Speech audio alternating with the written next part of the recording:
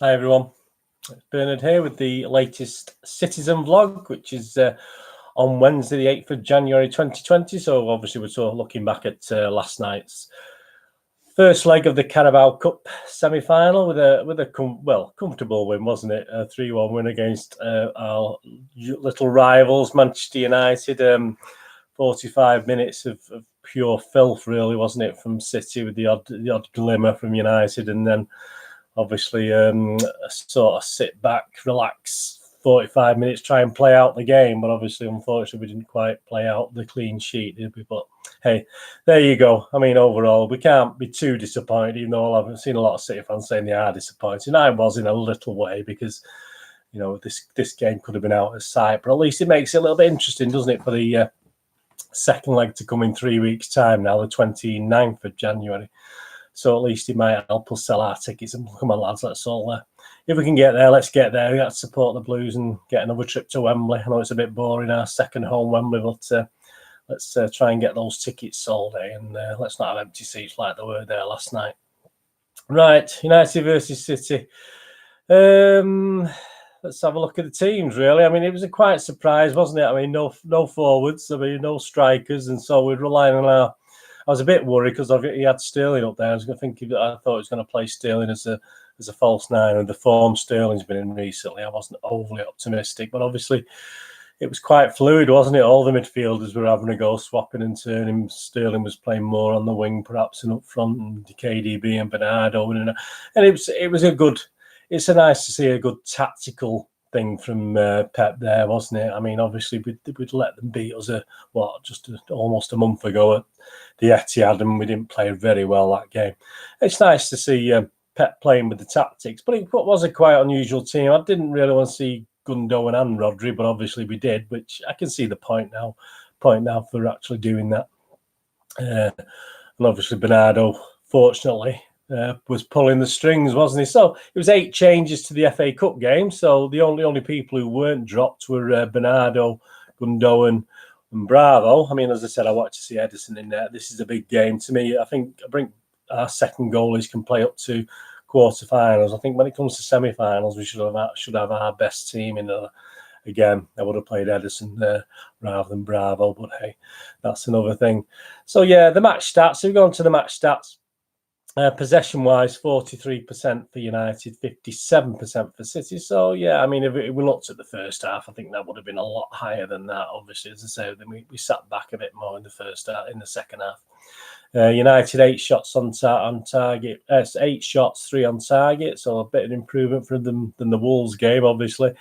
And City 15 shots with 5 on targets, and we had 4 corners to United's 3. So it wasn't exactly all singing, dancing, was it, with the corners there? We didn't not many corners each, really.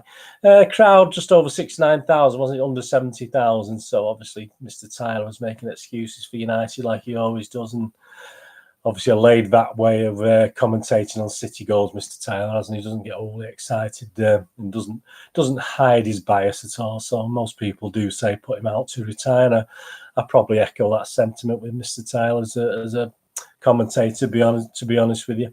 Right, let's go to the game. The good, the bad, and the ugly are mainly about the first half. I mean, obviously the second half we can probably skip over quite quickly, but let's go from... I mean, the bad, I mean, we didn't start very well. United start with a bit of a bounce, didn't they? We saw Rashford skip past Otamendi, which was a bit worrying very early doors, and if his cross had been better, United could have been 1-0 up, but fortunately Mr. Fernandinho was there, and obviously he was there for most of the game. A superb display again from Fernandinho. But yeah, so the first 10, 12 minutes, no, it didn't look great. Mendy made 3 or 4, lost the ball or made 3 or 4 bad passes in the first 12 minutes. He started off terribly. Fortunately, he did improve, but we did look a bit lethargic until obviously the wonderful 16th minute when the wonderful strike from Bernardo, absolutely superb, was fed through by Walker, wasn't it? But he had lots to do from there. And what a strike. Absolutely fantastic goal. I mean, it wasn't just good, was it? It was fantastic. It was brilliant. I mean, and I think that gave him the confidence, Bernardo, who I've been commenting, and seems to be on his way back the last 3 or 4 games to some of his old form. Obviously, that went on to give him even a quicker little skip in his step there once he put that in the net in 16 minutes. United didn't offer too much. We looked really good, didn't we? And then the first, I think it was 23 minutes when Walker did really well. And this is the first hint we got of what Sterling's night was going to be. He fed Sterling, and it was absolutely. I don't know about Sterling last night. It was blocked, but his finishing even, it was absolutely dreadful. This, Sterling needs a rest. He's taking out the firing line. He's just, obviously Pep's hoping he'll play himself through it, but dreadful. And so in 23 minutes we had the first of a few Sterling efforts which he should have done better with.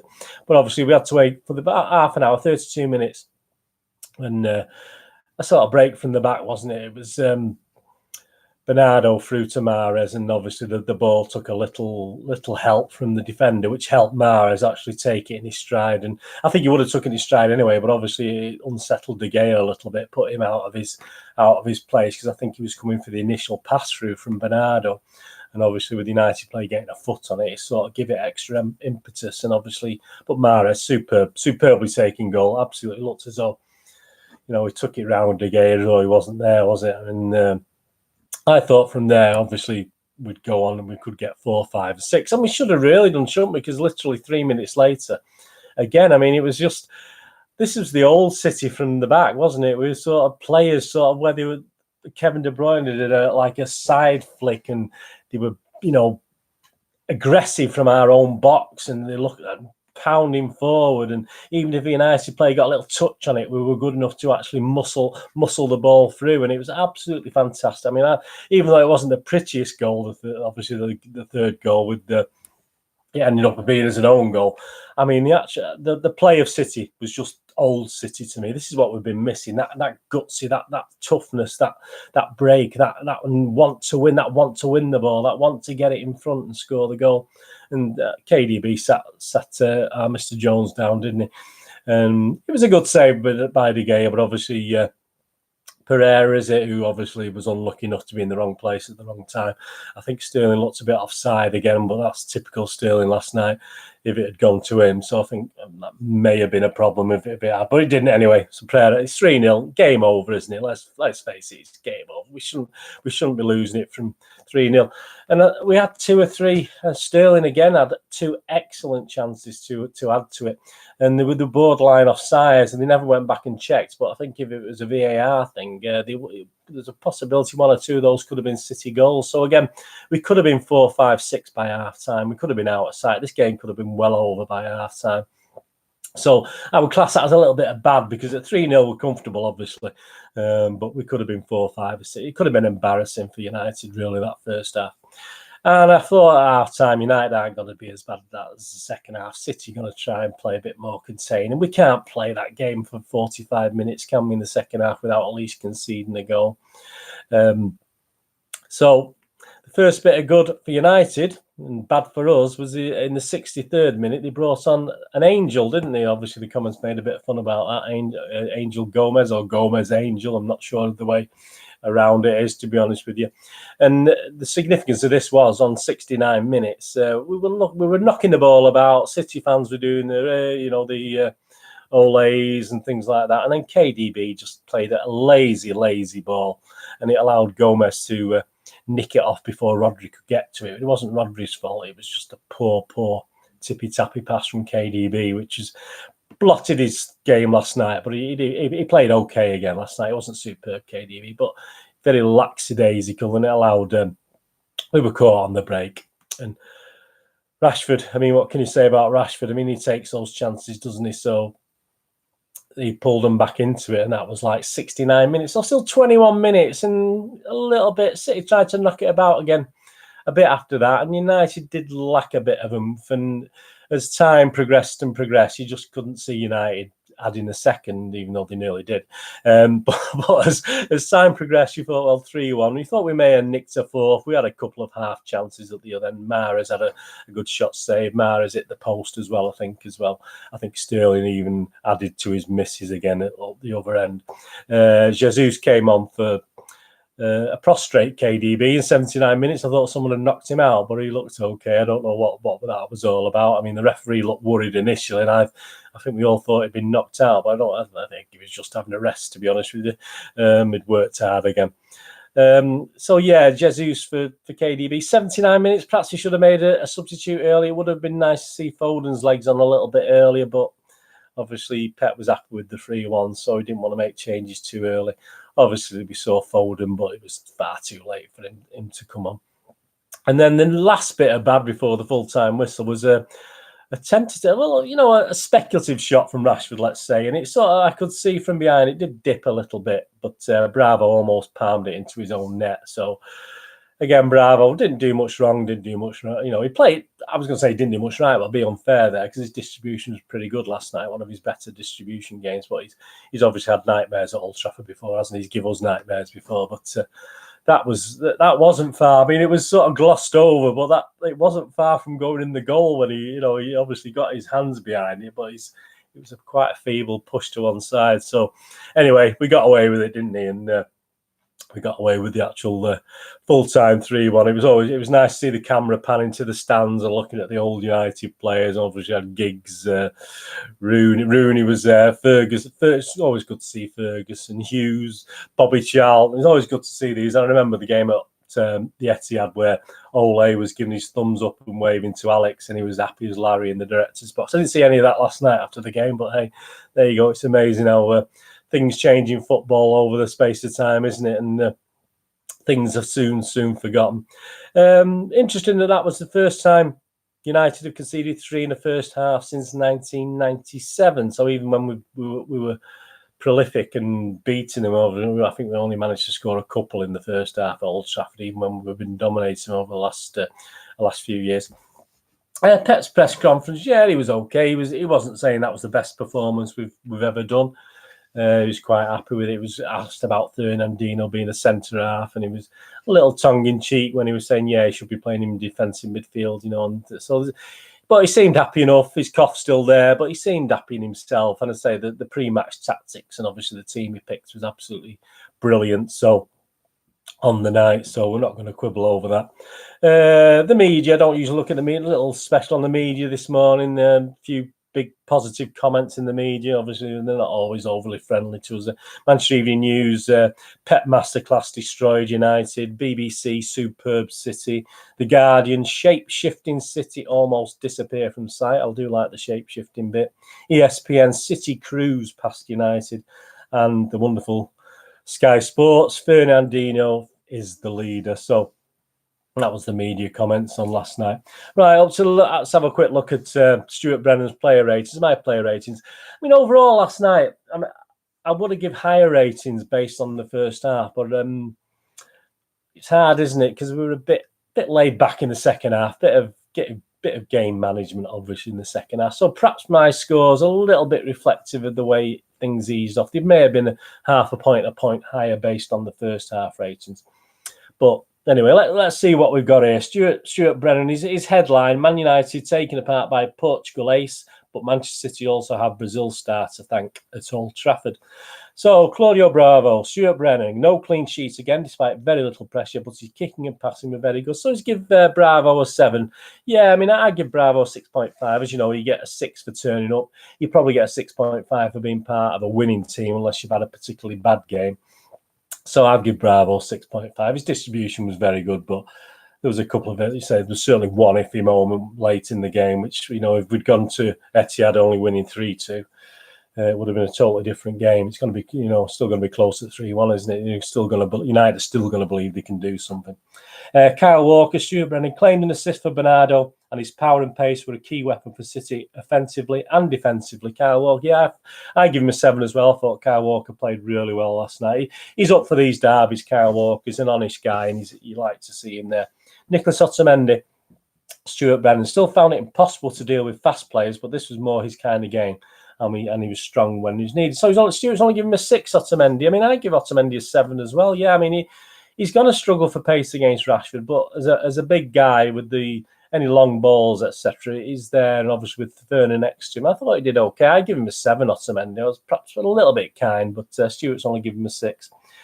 Fernandinho took it upon himself to lead the resistance, and we lost count of the times he stepped in, found the header, or came away with the ball. And Stuart's given him a 9. Yeah, I mean, I said, yeah, I mean, I did give him 7.5, but I'm actually going to up that to an 8. I just, looking back and thinking back, a sort of brief height. I've not had a chance to watch the full game yet. But yeah, I mean, he was a rock at the back, wasn't he? So I'm going to give Ferner an 8. Stuart Brennan give him 9. Benjamin Mendy had a stinker of a first half. He did, when he was arguably United's best player, probably was, apart from Rashford. Better after the break, went on the front foot, but he's given him a 5. A 5. Slow, isn't it? I mean, as I said, I'm looking at 6.5 as my average today because we won the game. So I'm going to give Mendy a 6 because he sort of recovered well. But yeah, that first half, I'll probably give him a 4 or 5. But overall, I'll be kind. I'll give him a 6. Rodri, crucial to everything City did with his own brand of muscular elegance and metronomic passing. So let's give Rodri an 8. Yeah, no, I give Rodri a 7. Again, he's a bit like Gundogan in my thing. I didn't notice him as much in the game, which is sometimes a good thing. So, yeah, I mean, based on what Stuart said, yeah, I mean, 8 was a bit high. I mean, I give him a 7, which is better than the norm for last night anyway. I give Rodri a 7. He certainly didn't do much wrong, so I was quite happy with that. Kevin De Bruyne didn't always look at ease in advanced role, but still forced third goal and defended superbly from the front. Yeah, I mean, Kevin played well. He worked hard again. He wasn't brilliant.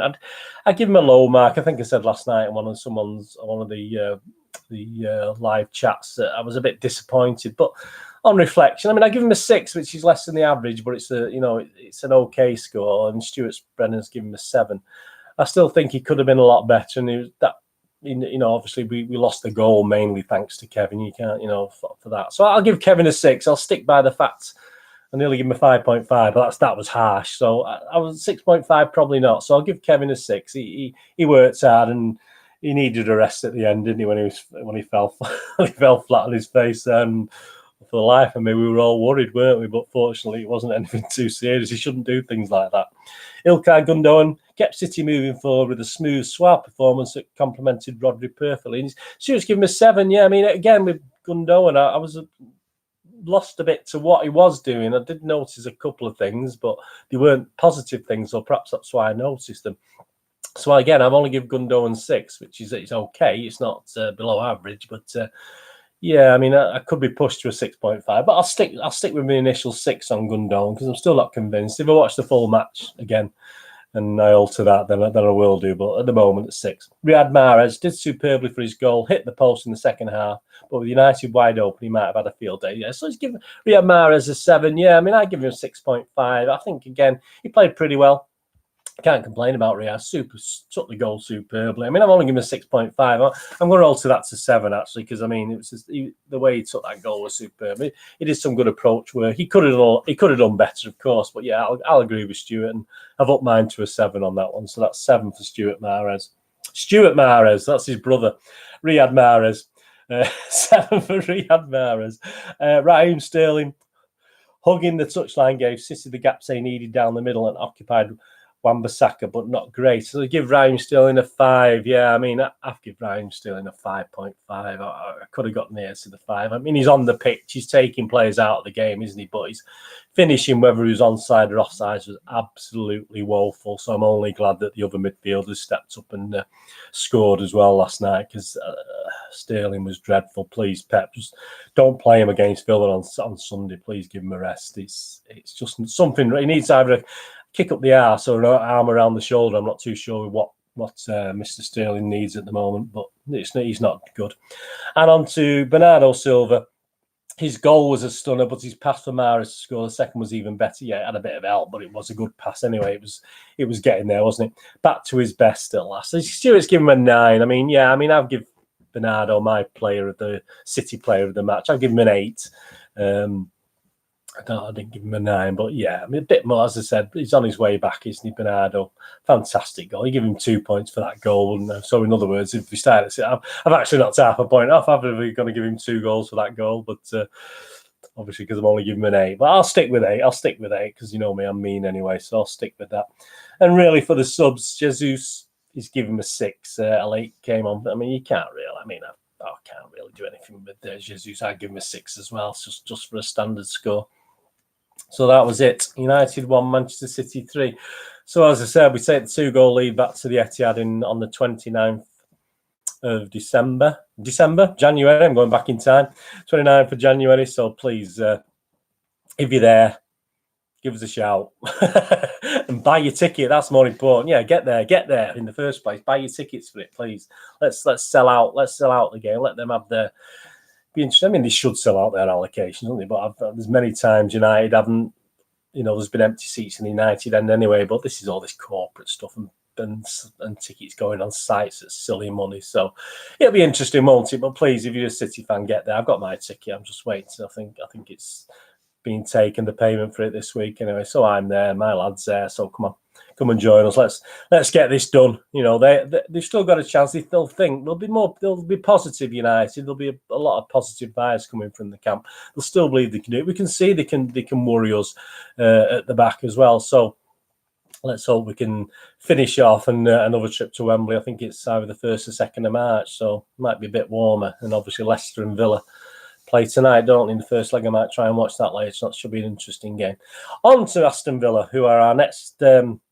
just before we go, there was just one thing on Twitter I wanted to look at. It was very interesting. There wasn't any much excitement. But it's Gary James at Gary James Writer. History made tonight at the Manchester Derby. It was the first time, this is going to surprise you, and this has absolutely surprised me, the first time Manchester City ever won a first-team cup game away against Manchester United. So if you ignore neutral venues, etc., and cups like the Manchester Cup and things like this, it's the first time we've actually won a cup game. I mean, I remember going in the when we drew in the League Cup, we beat them at home 2-1. We drew 2-2 at Old Trafford in the League Cup semi-final many years ago. And but to think we'd not beat them in a cup game at Old Trafford, that was quite amazing. Not that we'd have dozens and dozens of them, but that was an interesting thing from Gary James. I just thought I'd tell you about that because I noticed it and it sort of took me back anyway. And I also want to wish, is it David Silva's birthday today or was it yesterday? I've seen a few happy birthday things anyway to the wonderful David, and hopefully he's in my team for Sunday anyway against Aston Villa. Anyway, on to the Villa game. Interesting, actually. I mean, if you've looked at my 1977 City Pass vlogs, I was looking at this game from 1977 at a similar time, the 15th of January 1977. We played Aston Villa. And if you did watch my vlog or you haven't, please get along. There'll be a link below to the vlog. It was actually called off. The weather was terrible. I think it's a lot milder at the moment. I don't think there's any chance of it being called off on Sunday. But it was interesting. This was produced for the game, but I was actually watching City against Aston Villa reserves at Main Road on the same day. And this game at Villa Park, you even got Tony Buck's autograph on the back there. Well, how authentic it is. I didn't get that. It must have been someone who got the programme for me, or who I got the programme off anyway.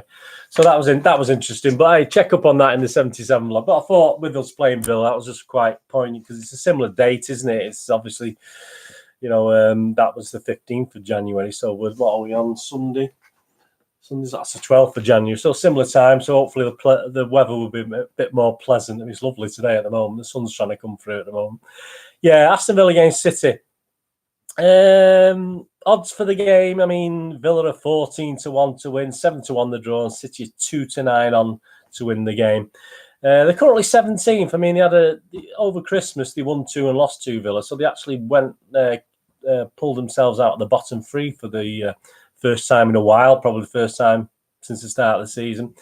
But they are still second favourites to be relegated. Yeah, and I can understand that because even though they've actually, of the teams at the bottom, they're probably not in the form of a couple of the others around them, obviously. So a 10-11 still to relegate, 10-11 on to be relegated, Aston Villa. So that just shows how much trouble they're in. And obviously they need to win the home games. And as I said, they've won 2 and lost 2 of the last 4 over the Christmas period. At home, they've won 4, drawn 2 and lost 4. So, I mean, most of the points they've collected have been at home. They've scored 13, let in 14 goals. So it should be pretty comfortable for City, shouldn't it? We should be able to dominate Villa. We know Grealish can do some harm. Their average attendances this year have been 41,703. So really good attendances. I think they're pretty much selling out every game. So all credit to Villa. Not the you know, they're okay fans. A two City football, you know, it's one city with two football teams. So, you know, it's interesting, isn't it, when the crowds, when you compare the crowds, you know, you look at the team, you know, Birmingham, a big city like Birmingham, Manchester, and crowds like that. They've not always had the greatest crowds, but at least they're doing well for crowds this season. The team against Villa, well, I assume everyone's come out all right after last night. KD Breeze seems to be okay, so that should be fine. But I would go bring Ederson back in. He's not played. Was it 4 games now he's not played for? I mean, he's got to remember what he's doing. So, I mean, that's why I would have liked to have seen him last night, actually, to get a game under his belt before we're back in Premier League action. Right back, I'd go for Walker again. Again, these guys are fit. This is my team, really. Fernandinho and Stones, centre halves. I don't think Otamendi will play. I think obviously Otamendi does okay at Old Trafford. That's why I think he played last night. I would probably play Mendy at left back, although I wouldn't be surprised to see Zinchenko back in there at left back on Sunday. Rodri and Gundogan. I wouldn't normally say Gundogan, but I think he just wants, after last night, he'd probably need that set. He'll be happy with that. Be happy with how we played. I think Rodri and Gundogan will be in there, because I think we're going to have the flair of David back. I think David's going to play. I think Bernardo's going to play. So I think we'll have that flair with those two players. That's why I put Gundogan, perhaps, and Rodri in there. I wouldn't play Sterling, so I'm going to go for Mahrez and obviously Aguero or Jesus. I think I'll go Aguero. I'm not sure of his hit, Aguero. I think Aguero. I think Jesus will be on the bench again. But again, it could be either or. But that's my strongest team. I go Ederson, Walker, Fernandinho, Stones, Mendy, Rodri, Gundogan, whatever. Silva, Bernardo, and Aguero, and Mahrez. But I wouldn't be surprised on 1 or 2 changes to that. We know it's Pep, and we should win it. Let's goal score prediction. Will Aston Villa score? I mean, we can't keep clean sheets, can we? I'd like to say we're going to win 3-0. I'm not going to be bold enough to say 4-1. I'll go 3-1, which is a boring score, isn't it? It's a safe score, isn't it, for a winning game? 3-1, like last night. Anyway, so I'll go for 3-1. I may change my mind before Sunday when I do some predictions for some fan sites.